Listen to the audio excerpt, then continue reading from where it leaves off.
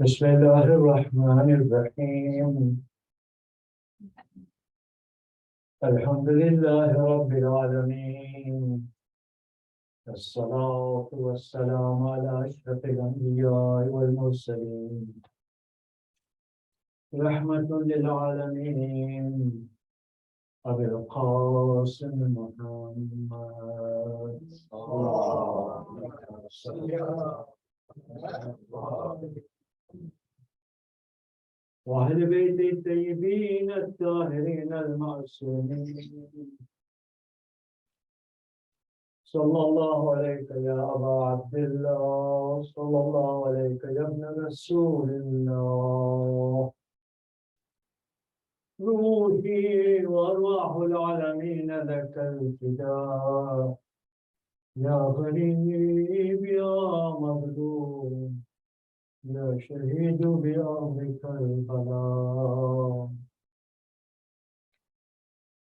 ثم السلام عليكم يا أهل الأرواح الحسين المظلوم جميعا ورحمة الله وبركاته.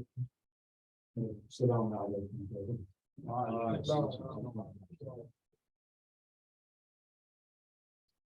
بسم الله الرحمن الرحيم. لقد كان في قصصهم عبرة لأولي الألباب ما كان حديثا يفترى ولكن تصديق الذي بين يديه وتفصيل كل شيء وهدى ورحمة للقوم يؤمنون. صلوات على محمد.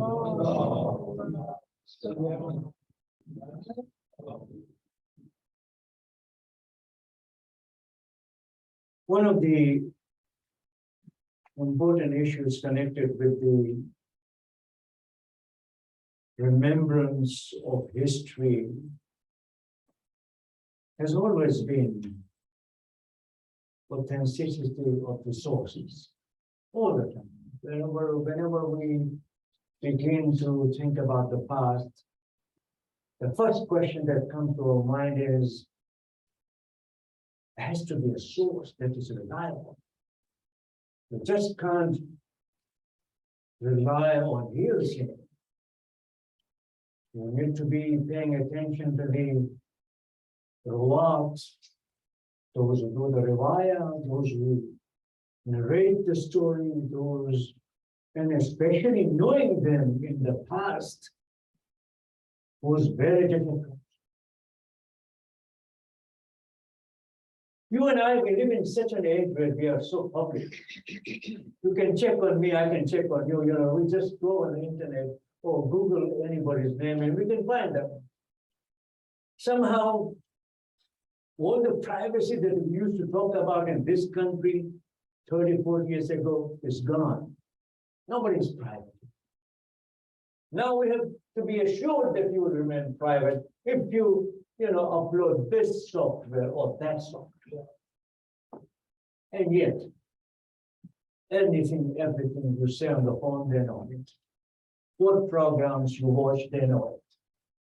There's nothing unknown to the powers to be. But in the matters of religion, it's been a burning question in all religions, especially in the genesis of the religion, the way religion begins. Nobody knows, or nobody knew, expected that Muhammad sallallahu alaihi wasallam will be the prophet of God. So in the early days, when they saw him growing up in the midst of the Quraysh in Meccan society, they used to see him, they used to know him. Even in those days, he was Al-Amin, As-Sadiq. He was very trusted and very wise. A young man of 25 years old always used to be consulted by the elder shuyukh of the tribes. He had a reputation. Now, that's another part of the narrative, that Allah is in control all the events that will happen tomorrow or anytime. And I'm sure in the knowledge of Allah subhanahu wa ta'ala, there was this man, Muhammad bin Abdullah.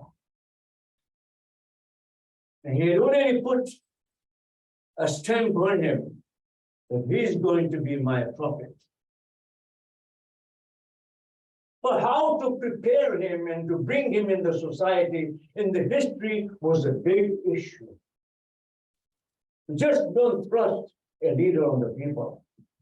However, meek they might be, however obedient they might be, they will question your judgment. Who is it that you are bringing to us?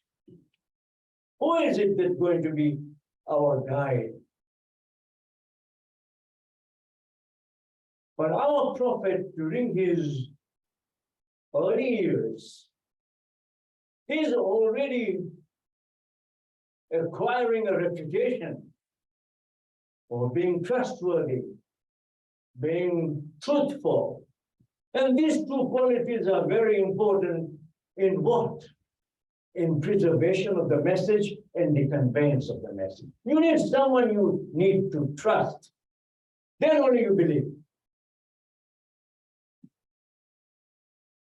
See, when you go to the court, and you're going to testify, they make you swear.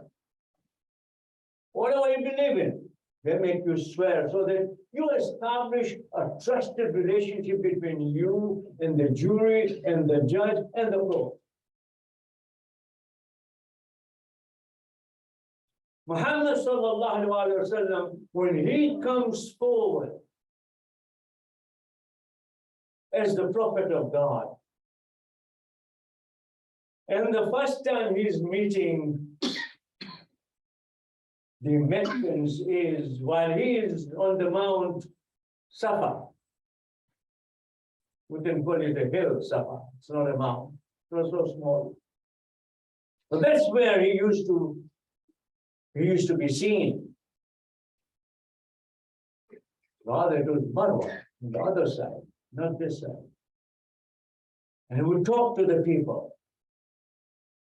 And on one occasion, the Prophet ﷺ, before he became even the prophet, he was already a prophet, according to our understanding.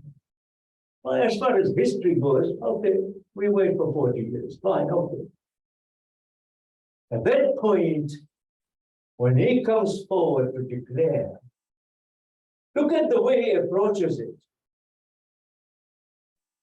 The narrative tells us that he was testing the people, how much they trust him. Because his message was dependent upon his trust. If they did not trust him, they would not believe him. And he put them a very tough question, because behind the Marwa is the Mount of Qubais, Abu Qubais. There's a big mound much hidden behind it. In the old days, there used to be a market between Safa and Marwa. So you have to cross the market to go up on the Qubais. I've been there in the old days, when there was still the old Haram. Nobody could see. If you sit there in front of while the Kaaba is behind you and the mount is in front of you, and the Prophet is sitting there, the mount is hidden. And he says, he asked an important question. What if I told you? What if I told you an army is coming from behind this mountain? Would you believe me? You know what was it? Ilm al-Ghayb. You don't see it, but I'm giving you the information. You have no way to check out what I'm saying, whether I'm saying the truth or not. But you must know that I'm telling you there's an army coming from behind the mountain. Would you believe me? And they said, yes, you would believe because you are Sadiq, you are Al-Amin. See the confirmation? And the Prophet ﷺ was a big psychologist. He wanted to put the burden on their conscience. That you will accept me at least on the level of your conscience. You already said that you trust me. You already said that you believe me. Now I'm telling you, there is no deity but Allah. La ilaha illallah. There is no, being, no deity but Allah. Tuflihu, and you will gain your salvation by believing that, by doing that. Now there is noise among the audience. Everybody's talking. What is he saying? Does it mean there are no gods here? And Kaaba at that time has all these, stones and everything that Arabs used to worship. Instead of confirming the God there, he said, no, I'm telling you, the army is coming. Now, if you believe me, then I'm giving you the bigger news.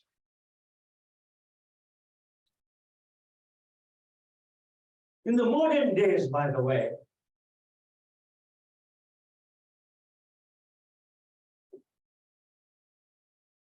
when they talk about morality and religion,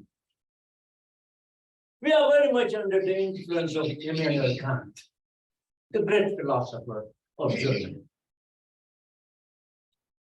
That period is known as Enlightenment period, where religion was reduced to something you believe in private life of yours. Otherwise, all your public relations are based on reason. You're a reasonable person, you can have relationship in the public with the reasonable people. That was known as morality. So what they did was the Enlightenment separated religion from morality. And I'll tell you the problem, where does it hurt us very badly. Morality was introduced as a public sphere in which you and I can, based on our sentiments and our experiences, come to a conclusion about something that we do, whether it is right or wrong. That's how they believed in morality.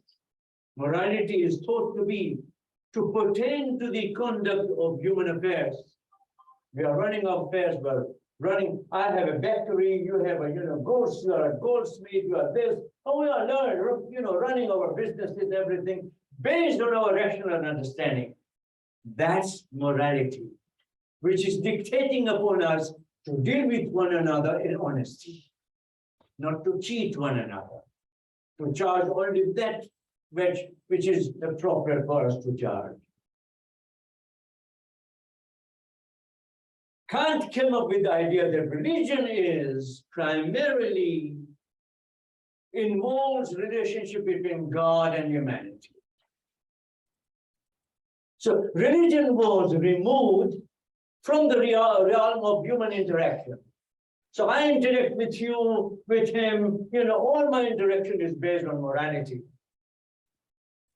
Religion does not have to say anything about it. What did they do with the religion then? They made it what we call today in secular system private. Religion is private to be practiced in your house, among yourselves. If you are Christian, you are Christian at home. You're Muslim at home. When you come to the public space, you are under the dominion of morality. This is the establishment of secular society. So secular understanding of morality is that morality has one source, and that source is human experience.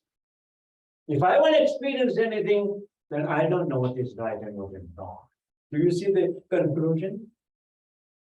It's a major conclusion to remove us from scriptures, to remove us from the books that we believe in, to remove us from the tradition that has been handed down to us generation to generation, and we have found it to be very useful for us. In other words, to separate the realm of me as a private individual and me as a public individual. Two systems. I'm public differently. I'm private differently. I might be religious at home, but the moment I leave home, I'm not bound by religion. I'm bound by morality. It's not a bad idea. If you look at it carefully, it's not a bad idea. But what it does, it takes away the role religion has already played before the morality was established. You were at home and you learned good and bad. You were at home that mom and dad told you, this is not right, this is right. In other words, you already started distinguishing between right and wrong right at home. You didn't have to go out. Your parents were already doing the homework for you. They were telling you this food is all right for you, this food is not all right for you. Your dad brought this into market using his own money. He has not stolen anything. And the children are happy. Okay, that's right. Mom says, and we believe her, that my father is earning lawfully and is feeding us from lawful earnings. Look at the way morality is being worked out. The tension then begins when religion and morality don't agree with one another. When does that happen? How can it happen? The only problem with religion is it's not only believing in God, but holding yourself accountable to God. Do you see the difference? You might not hold yourself accountable to anyone except your conscience. And you believe that the conscience was there even before religion came. Sure, I think it is part of what Allah subhanahu wa ta'ala says in the Quran. Yes, we have created you with the fitra. We have given you the conscience already. According to Allah Tabai, that conscience is the hidden prophet. Nabi al-Batin. You already are endowed with it. And it is there from the time you understand right and wrong. From the time you understand light and darkness, it's already with you. It's telling you. You find that children, for example, from the very early age, they realize, Mom knows I'm saying the false. You know, the mother looks at the child and says, where were you? Where were you? I was in the library. How come you have no books or nothing? There's no proof that you were there. You must have been somewhere else. She looks right into your eyes and says, no, you're telling lies. Oh, this is the capacity that God has already endowed the mother. Mother knows it. You'll be surprised how we can get by our fathers and not by our mothers. Because they are sharp. They read us so carefully. And they know us from the time they change our diapers, they know that this boy, this child is going to be this or that. And she's already training you. Look at the way nature has played. And there is a big debate going on about nature and nurture. It's my book, by the way. In Islamic ethics, I do bring it up. There was a big discussion going on. What is important, your nurture or your nature? The Quran says, we have infused morality in you. We've given you the power already. And you can't say, I'm excusable because I don't have any power. I don't even know what is right from wrong. Let's come to Imam Ali ibn Abi Talib. Salawat ala Muhammad wa alayhi Muhammad.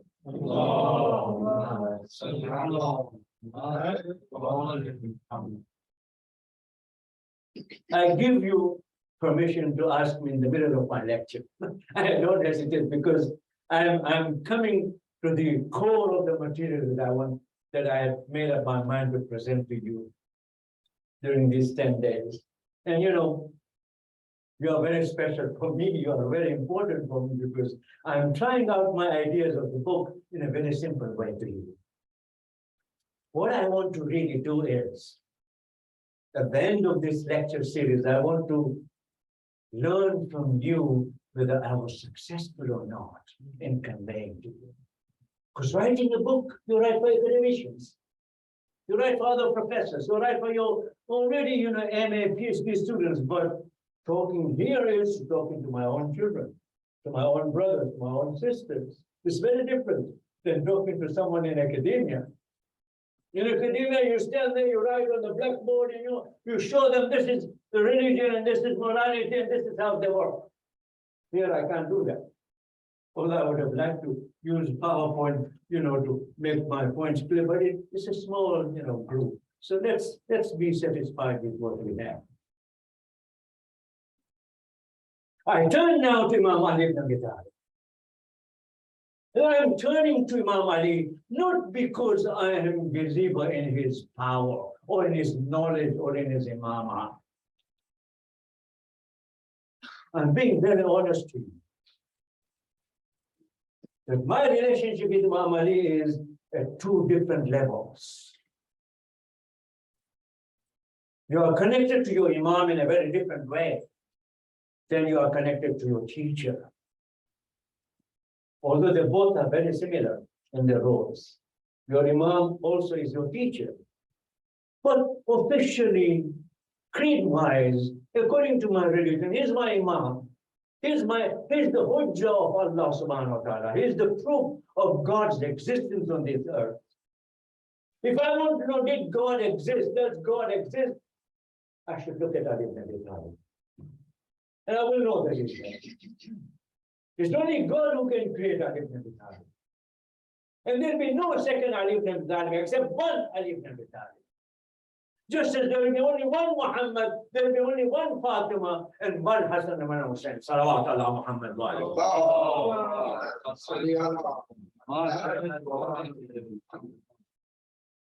Imam Ali, I'm sure you heard the word paradigm. Example. Something that you look upon time and again to gain inspiration. Muhammad ibn Abi Talib is a paradigm of what God's knowledge, how God's knowledge transforms individuals. I'm telling you, you and I, we are very simple people. We are very at lower stage. We can't compare ourselves with Imam Ali or with anybody that I know. But you and I, as human beings, if you want to find a way to ascertain our ability that inshallah, one day I will learn about it. Don't you read in Zalat Ashura, Allahumma ahyini kama ahyayta alayhi Muhammad wa ali Muhammad, mamata Muhammad wa ali Muhammad, Muhammad wa ali. Make my death the death of Muhammad wa ali Muhammad, like their death. They died for the sake of truth. Ya Allah, also make my life, end with the search for the truth. How important is this Zalat Ashura? And sometimes I feel that the ritual takes away the philosophy, But every sentence there, by the way, has a way of awakening your conscience. It asks you, are you saying this with truth? Do you really believe that you are willing to die the death of Muhammad wa ali Muhammad? You are afraid of dying. You will go to Maidan Karbala, you will go there and die for Imam Hussein? No, you will not. You will run away. We know ourselves, how weak we can be. And yet we claim, that, I want to be Allahumma ahyini kama ahyayta ala Ali ibn Abi Talib. Amitna lama mata ala Ali ibn Abi Talib. Make my life like the life of Ali ibn Abi Talib. When I say this, Ya Allah, you have made the life of Ali ibn Abi Talib very difficult. I don't think I can really do justice to that part. It's true. He's a giant of character. Although he's never imposed himself. This is the beauty of Imam Ali. He never imposed himself. But he's that. So when you are thinking about Imam Ali, for example, or you are saying that, Ya Allah, make my death like his death, are you really willing to die for the sake of Islam? Come on. We ask you to give some donation, you don't. You say, my pockets are empty, and their pockets are full. Your bank account is full. You don't give donation to the mosque. Where are you going to spend your money then? This is our situation, by the way. We don't give money to the proper institutions because we don't believe in institutions. What Imam Ali is going to do tonight for us is that he's going to build our confidence in the Quran. I'm telling you, you and I are reading the Quran very ritually. You don't read the Quran to understand it. Because if you read the Quran, by the way, you don't need any other dua to read. Are you listening to me? If you are reading the Quran, my teachers in Qom and Najm used to tell me, you open the Quran and read the Quran, simply reading it and saying Bismillahir Rahmanir Rahim. Bismillahir Rahmanir Rahim. You will see your spiritual status will go up, up, and up. Can you imagine? That the Quran, when you open it and you read it and put your finger, Bismillahir Rahmanir Rahim. Alhamdulillah. You are reading Alhamdulillah, you're saying Bismillah. You are reading Iyaka Na'budu, you're saying Bismillah.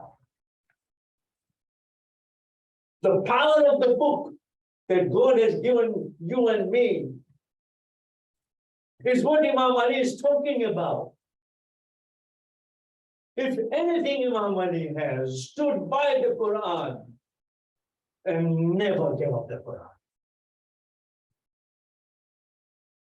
And Richard Burton, Richard Burton, somebody from Cambridge University, has a book.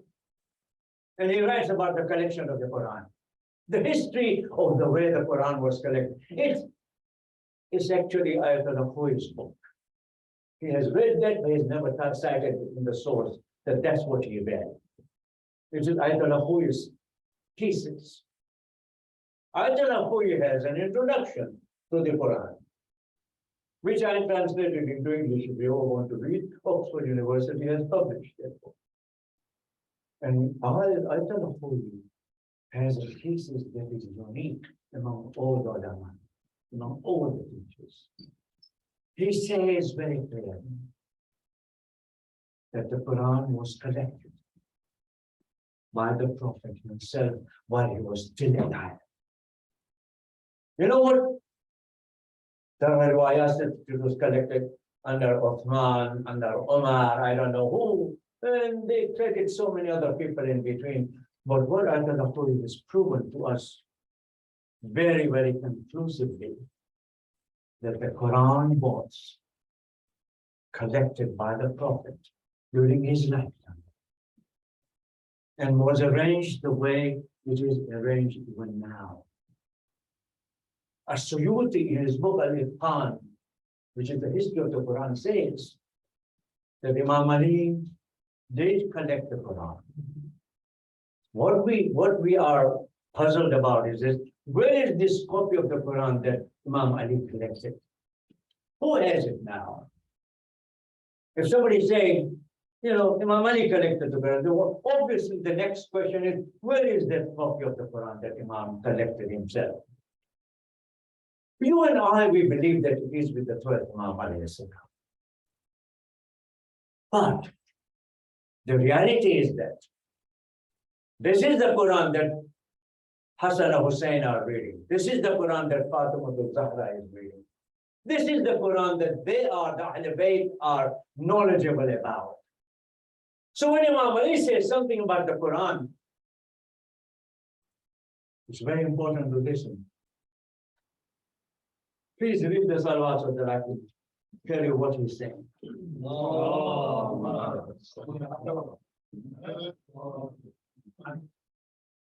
This is his style. Nobody can say this.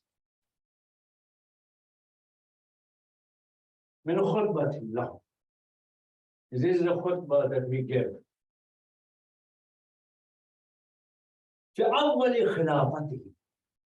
In the beginning of his khilafah. That means in the beginning when he became the fourth caliph, so to speak, according to the historical narrative. Inna Allah Ta'ala anzala kitaban hadiyan bayyin fihi al-khair wa shar. God revealed a book as a guide, hadiyan, bayyin.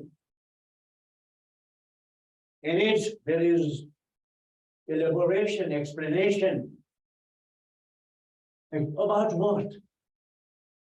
And now see my point that I've been pushing it for it, all these 4 or 5 lectures, whatever. I have been listening my lectures again, and I'm not satisfied the way I have told you, because sometimes, I'm off mood, but I'm a human being, and I'm not the imam that I can speak to, even 5 people or 1. I'm used to speaking to hundreds and thousands, so please forgive me sometimes, I become disenchanted. But anyway, that's my fault, not your fault. It is my fault. But Allah subhanahu wa ta'ala has prepared someone who will become the hujjah and wali forever for us. Imam Ali is a saint, waliullah, and he is the proof of God's existence. So when he says something like this, I'm taken aback. That means, what is Imam Ali saying? That the entire Quran is ethics. Can you imagine? Al-khair wal-shar. What is the khair? What is good and evil? Good and evil are 2 categories of ethics. When somebody does something good, say, good. The goodness is in the act being praiseworthy. He helped the poor people, praiseworthy. That's a good act. That's a good act for which there is a reward. Or an evil act. What is shar? The evil act is the one that is causing, corruption among the people. It is not going to help them. And it's going to spread the corruption in such a way that there will be destruction. So God, according to Imam Ali, sends the book down to teach us the difference between good and evil. And to explain to us why we should follow the good and leave the, evil. Where does he do that? In Surah Al-Shams.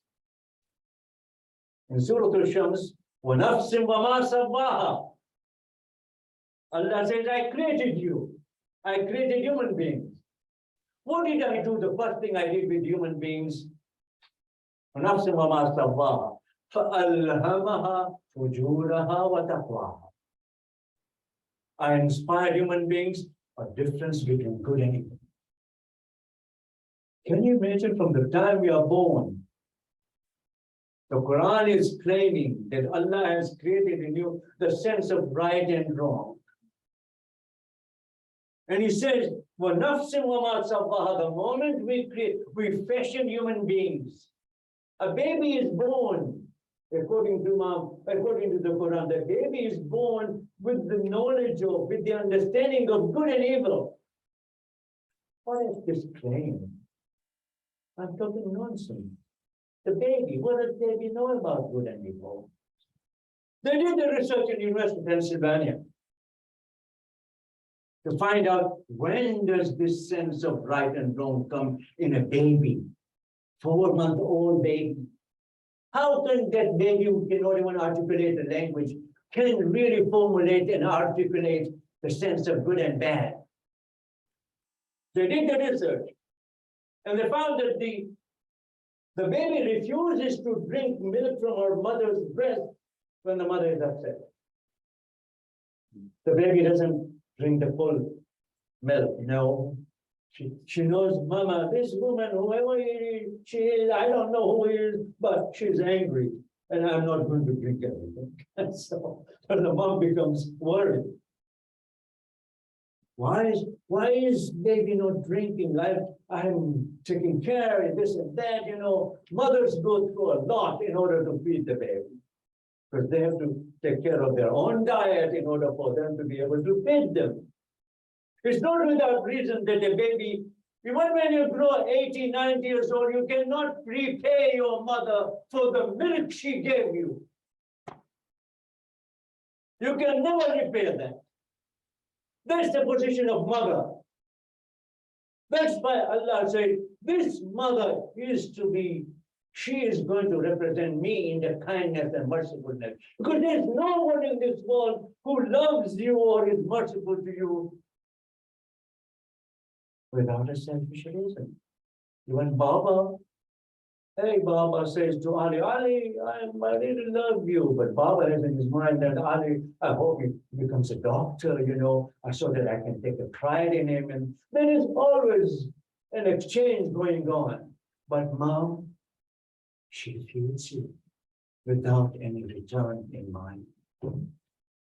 If only my child can bring and become big and healthy, I'm happy, I'm paid for it.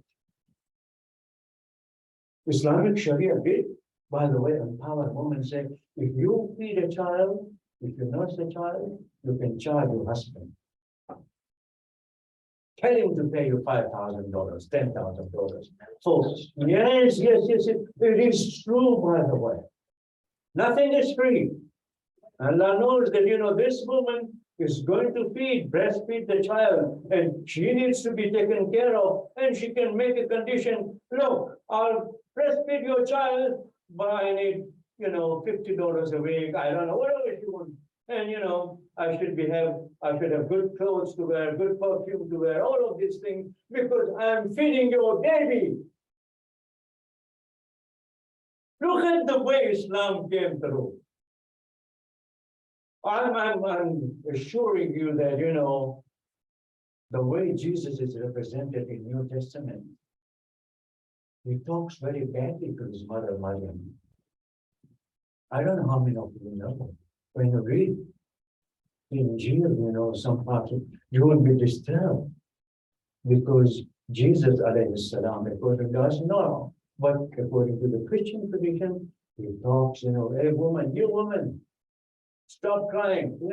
He's talking as if he doesn't care for this woman. This is in the New Testament, by the way. I don't know what, there might be more explanation. My superficial reading is very limited in the New Testament. I can't claim anything more than having read it. Well, I don't know in his book. This is amazing. In his book in Arabic, I did not translate everything that was, that I consider to be polemical against Christians or Jews. I did not do that. And I told the family of Hui in Najaf that I will not include that because in English it doesn't read well. It looks very bad for our leader to say something like that for Christianity, for Judaism, or something like that. So, but he has that section he brought, and Ayatollah Hui asked me the question, what kind of sonship and motherhood is that? When the son is talking so badly back to his mother or something like that, treats her as if she's a dirt or something. Now, if we pass from that, then the Quran comes up very clean on its language. The Quran is very clean in its language.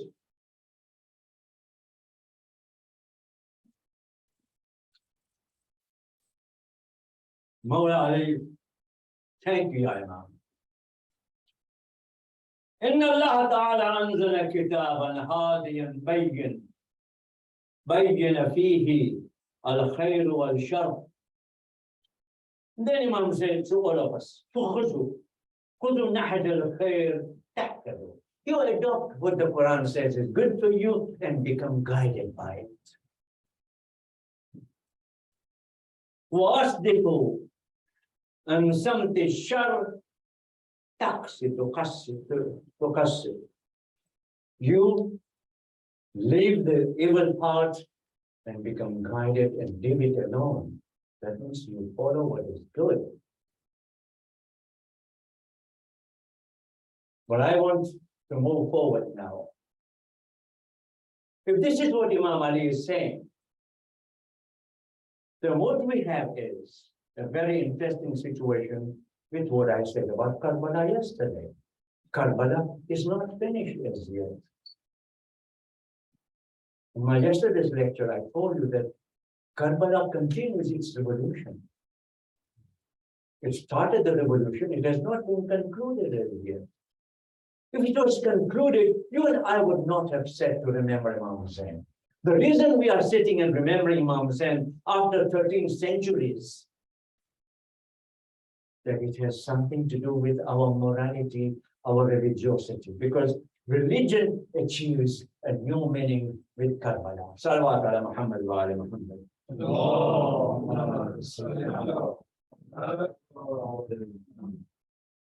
Enlightenment created in Europe fatigue about the religion. That means people were tired of religion. Honestly, it was such a bad condition of Christianity in Europe at that time. All the sects fighting with one another, and there was a lot of killing, and Catholics not agreeing with Protestants, and then Lutherans came, and all of these revolutions were taking place in Europe. So when they ran away from Europe and came to North America, they said, we'll control that here in the United States. We will not let those fights continue here. And some of my colleagues in religious studies have worked very hard to write what we call American history of Christianity. And it starts in Massachusetts in 15th, 16th century. So it's 400 years old. And that's how the church is developed in the United States. We have a tension going on today in the Muslim community. I'm not going to hide that, by the way. I'm not going to say we are all rosy, good people. No, we have our own problems that we need to address. And one of our problems is that we attribute what the Quran came to undo, the kind of priesthood that Christianity had introduced. The priest was the spokesperson between God and humanity. What we wanted to see was the prophet was iconoclast. He broke no process, no priesthood. The mosque in Imam, the Imam in the mosque will stand in front with his back, not talking to the people. The people will follow him, and they will follow him only if he is ethically found to be proper. That's right. If the Imam is sinning, if the Imam is doing something that you doubt, you can't pray behind him. No way. Today you find out Abdul Aziz is telling a lie. You can't pray behind me. No, because I've broken the rule. I've broken the rule of adala, moral probity. I should prove my moral probity beyond doubt in your mind. Otherwise, your salat is perfect. You can't pray behind me. They say, if you're praying and you find out in second rakat that your Imam is doubtful, you immediately change your niyyah from Jama'ah to the Quran. That means you're going to pray alone. Although you are standing in line, but you don't pray with them. You say, because when you pray yourself, Surah, that means you repeat everything that you say. Here, when the Imam says Surah Fatiha, you don't read. Imam says another Surah, you don't read with the Imam. Also, you are careful not to go ahead of the Imam. The Imam goes, and then you go to Ruku. Imam goes, and then you go into Sajda. You follow the Imam. If you go ahead, you're breaking your salat. You're making it batil. This is the way we were taught, we have been taught. And it is very clear that if the adala is gone, everything is gone. What does the adala mean? Imam Jafar Sadiq alayhi salam was asked, Ya Ibn Rasulullah, what do you mean by adala? We have been given this Imam in Kufa. And we have our doubts about this Imam. We don't even know where it comes from. We don't even know whether he's working for the government, whether he's a CIA or FBI, or we don't know anything. I'm mentioning those names. They were not there at that time. But there were similar organizations of spying and troubling the people, by the way. Imam saying, go where this man lives and ask the 7 hours on this side and the 7 hours on that side. Have they seen him doing something indecent in public? You see what happens? objective way of establishing. If you find out tomorrow that Abdul Aziz is, problem, you have immediately to inform each other, no, we can't pray Jama'ah behind this man. It will be batil. What I'm suggesting here is that look at the standard with which we are held in the high level. So you don't have to have a certain, dress code or something. What you need is moral probity. You need to be morally sound. Anyone who's morally sound, I can pray behind him. In other words, praying behind someone is a great responsibility because you are held accountable for your performance. Your performance is important.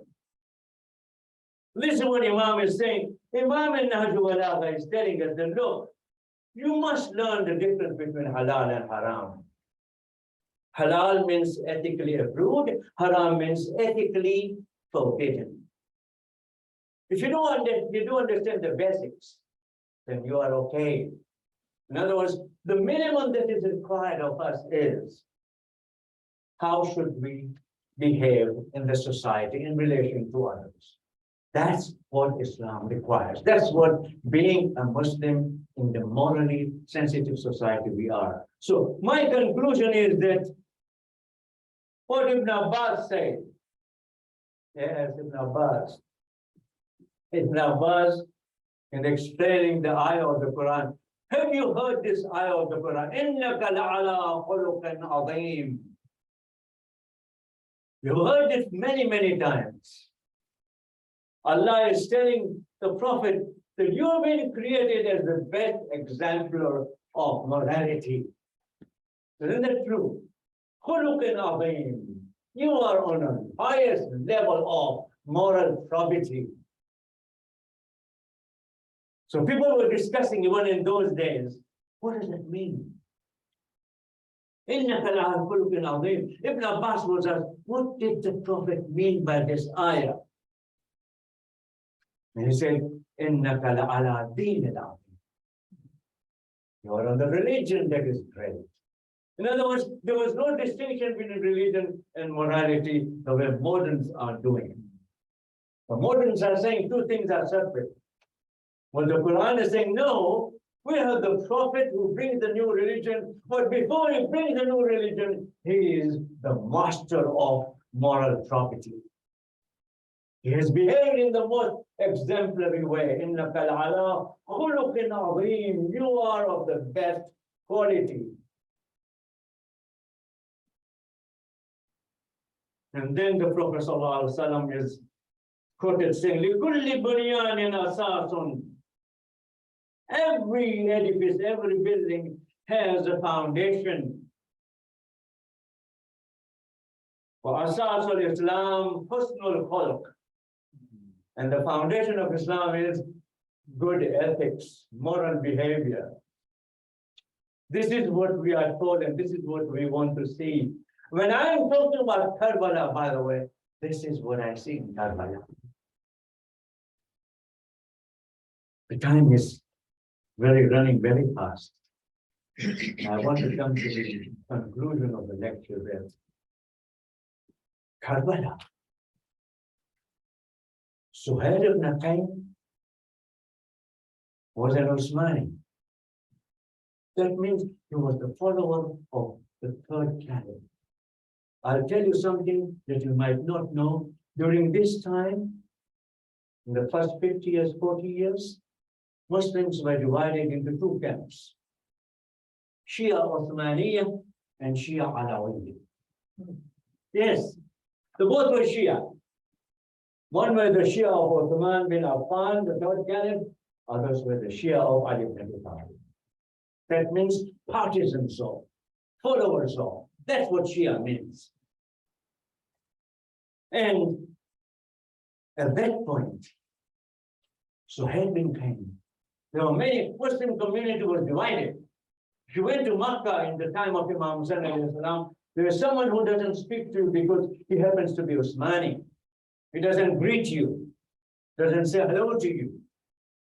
Where someone is, the follower of Imam Ali, and they don't greet the other party. They don't greet the people who follow the other leader. Leadership was an important issue. It was not a small matter.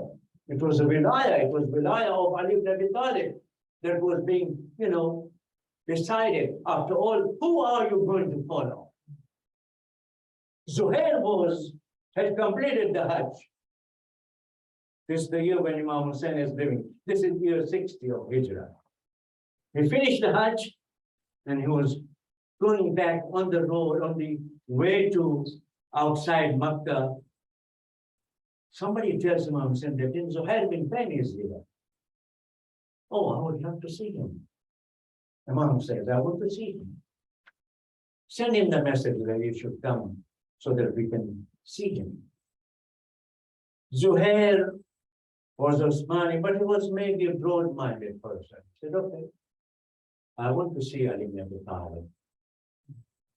So he comes to see Imam Ali, and by the time he has finished his visit with Imam Ali, he says, I'm not going back, I'm going with Imam Hussein to Karbala, to Iraq. There was no Karbala at that time. It was Iraq. And he left. And he came, he told his wife, he came into it, look at the way this woman was, by the way. A great woman, great lady. She said, you've changed your allegiance? Yes, I found the true allegiance. I'm going to follow that. I'm going to join Hussein ibn Ali. What about me?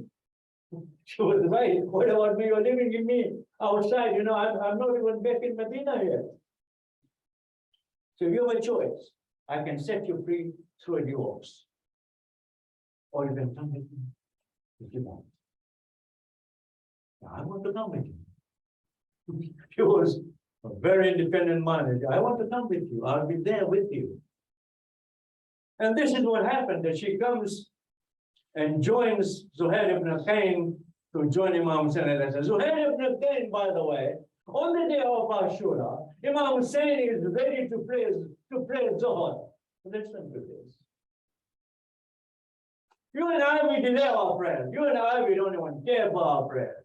For us, our prayers are, our rituals. We don't see the value in the prayer.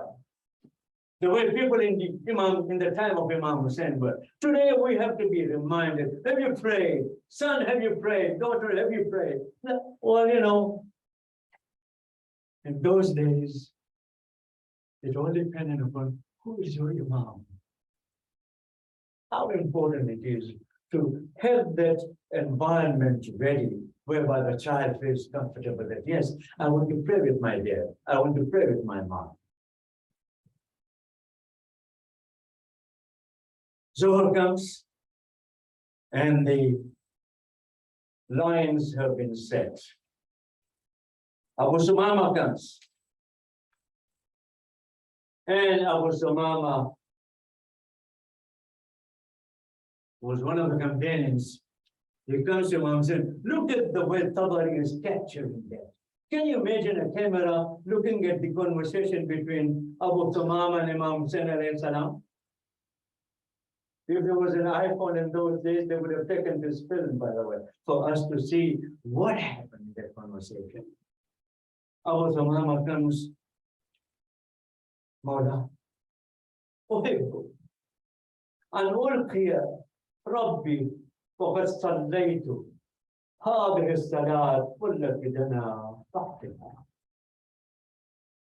Zuhr had not come yet. Apparently, it was just. Zuhr, by the way, is very delicate. In all the times that we determine, Zuhr is very delicate. Because it has to be the same as your own, size. Your shadow and your body are of the same size. If they took the measurement, they would see, yes, this is 5 feet 10 inches, 5 feet 11 inches. That's all. Our Imam says, Mawla, I would like to say this prayer with you for the last time before I meet my Lord.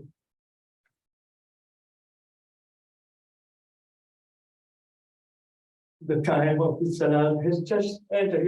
He's looking at the sky, and Imam Hussain looks at the sky, and said, yes, Zakat the Salah, you remember the Salah? Look at the way Imam Hussain is handling this matter, by the way. This is Tabari, by the way. Zakat the Salat, جعلك الله من المصلين. Imam Hussain is praying, Ya Allah, make him among the ones who are worshipping you. Wouldn't you like Imam Hussain to pray for you, to do that dua for you, that Ya Allah, make these followers of mine worship the God that I have worshipped.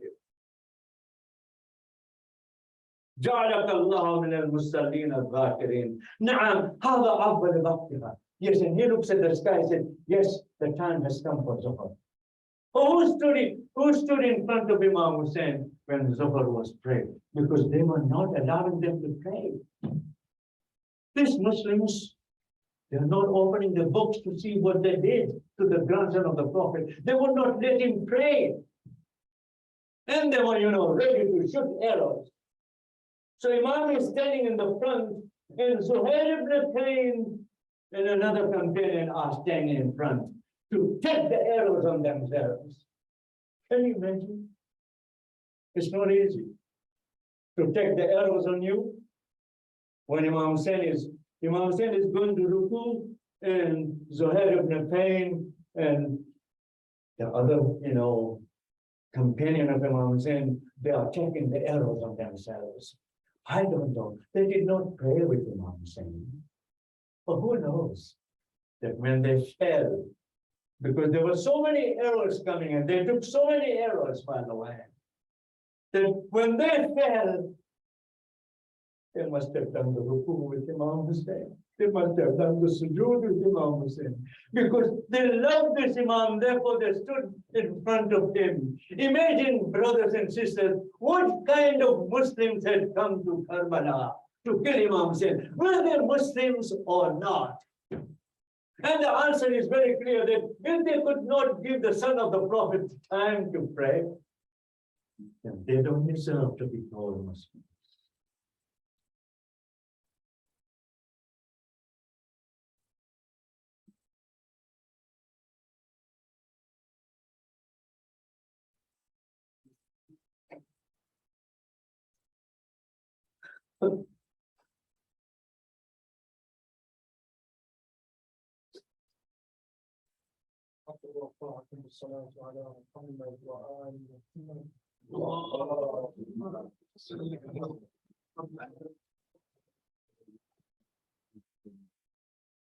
أمن يجيب المضطر إذا دعاه ويكشف السوء أمن يجيب المضطر إذا دعاه ويكشف السوء أمن يجيب المضطر إذا دعاه ويكشف السوء أمن يجيب المضطر إذا دعاه ويكشف السوء أمن يجيب المضطر إذا دعاه ويكشف السوء. يا الله بحق الإسلام، بحق أمور تمام، بحق زهير ابن قيم. Ya Allah, accept our prayers, make our difficulties less, and solutions easier for us. We all have our problems, Ya Allah. We seek help from you, we seek mercy from you, Ya Allah. Help us. Help all the sick people to get better, Ya Allah. There are so many who are lying in their beds with no hope of cure, Ya Allah. Give them that hope. Give them that cure. بحق فاطمة الزهراء وأبيها وبعلها وبنيها. اللهم صل على محمد.